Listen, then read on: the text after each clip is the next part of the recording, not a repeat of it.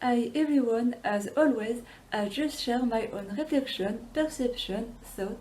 I think only Endom, especially NI, can make this kind of video without prior knowledge just by reflecting alone. They may have more facility to understand this domain, which is about the psyche, the mind, the spirit. My intuition discerns the layers, the nuances, the complexity, and surely helps with seeking and sensing it deconstruct and construct to better understand and see more clearly. My intuition discerns all information are more complex or simpler as they seem. And I have access to the unconscious and can decrypt, translate the images of the subconscious and dreams. And I is more able to discern these different layers in our personality, functioning, behavior. Sometimes even NE struggle to understand or we can have conscious of the unconscious. I think we need NIDOM, NEDOM, or any other intuitive type passionate by this knowledge, by the psyche, consciousness, and human behavior to provide better explanation and the missing pieces because this knowledge is surely incomplete, lack of profound explanation and clear understanding. We have to share our own reflection or NI, and for that we have to use FE or TE to express or explain.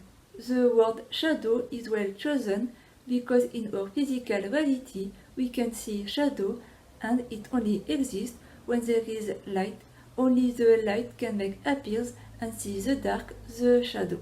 Shade also means nuance and so different layers or colors, which is paradoxal with the word shadow. Like in our physical reality, drawings and paintings, when the shadow is close to the subject, it is very dark and neat, sharp, precise, and when the shadow is far from the subject, it is more blurry and grey. When the light, the sun, is at the top, above or close, the subject shadow almost doesn't exist, it is hard to see it. When the light, the sun, is on the side or far, the subject shadow is larger, extended and blurry. So I conclude that more light we have, more enlightened, awakened, conscious, aware we are, the smaller our shadow is.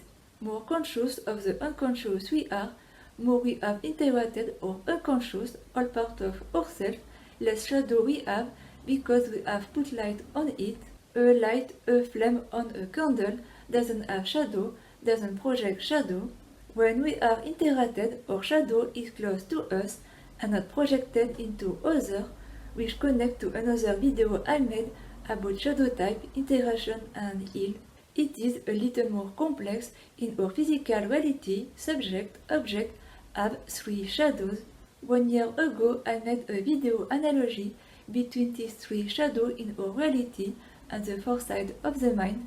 The subject, object is ourself, function 1 and 2, the on shadow on the unlit object, the shadow on the figure, the subconscious side, function 4 and 3, the shadow cast on the floor or wall, the shadow of the figure on the background, the unconscious side, function 5 and 6, the white shadow, object close to something very bright, light reflected on the darkest part, slight lightening of the shadow, the superego side, function 8 and 7. So, a part of our big shadow is composed of these three shadows. If we observe well, reflect and understand the shadow in our physical reality, we also understand the shadow of our psyche. The external material world is a representation of our psyche, consciousness, subconscious and unconscious, and shadow. I think the shadow is something a part of ourselves.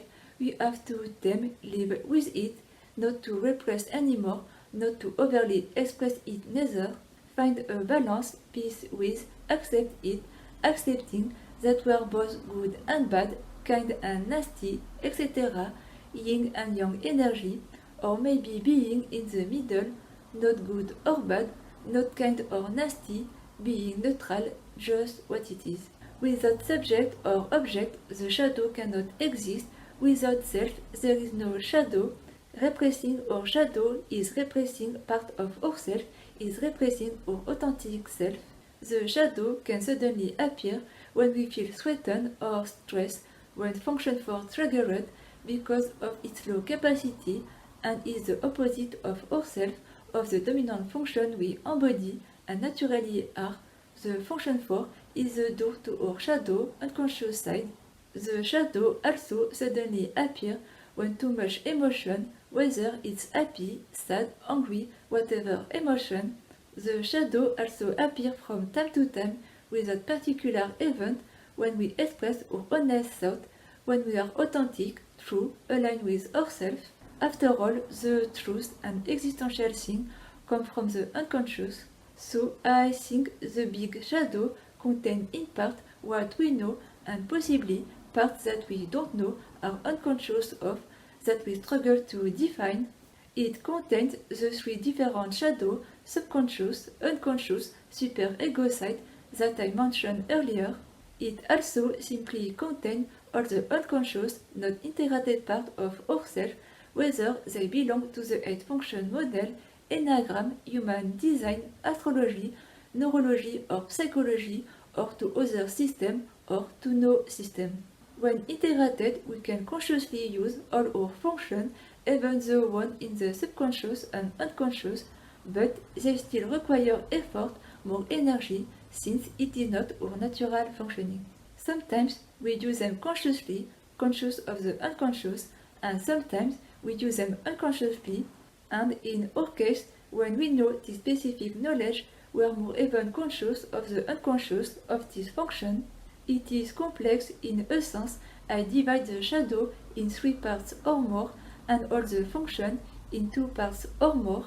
I even think, for example, it is possible I can be myself in my INTJ side, I can also be myself in my ENTP side, but not for too long, since it is not my natural functioning and it is draining. I can be in my shadow as INTJ side, and I can be in my shadow as ENTP side. I even think sometimes all personality types can use their first 2 functions in a shadow way. We can use all functions in a good or bad way, and also for good or bad intention.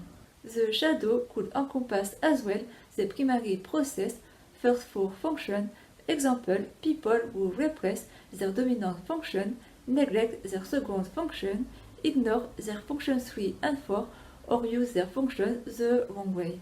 The shadow unconscious surely contains good and bad parts of ourselves that are just unconscious and that can become conscious.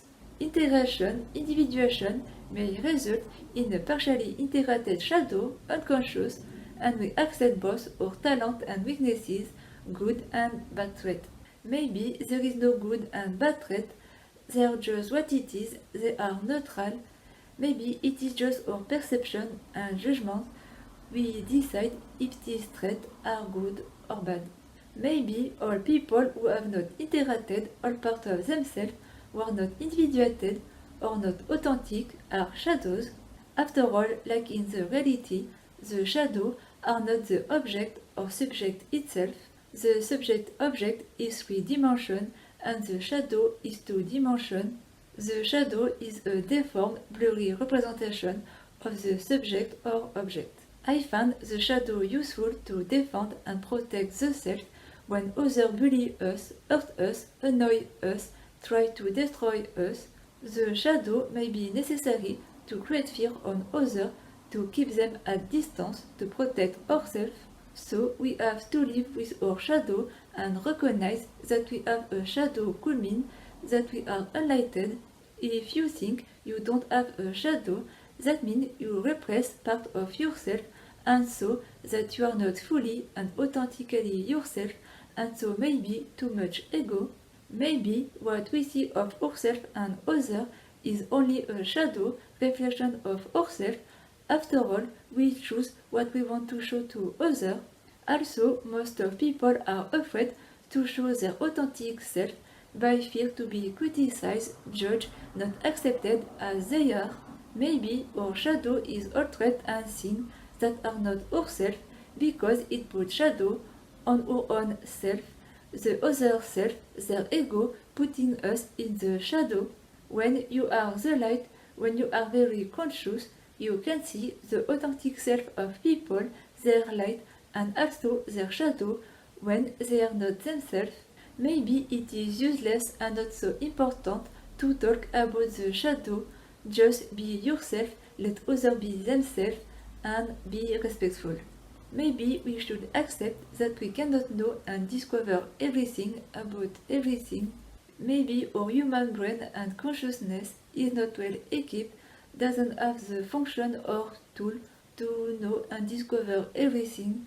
Maybe we are not supposed to know precisely what is the shadow of our human consciousness. Maybe it is supposed to stay a mystery. Thank you so much for watching and see you in the next video.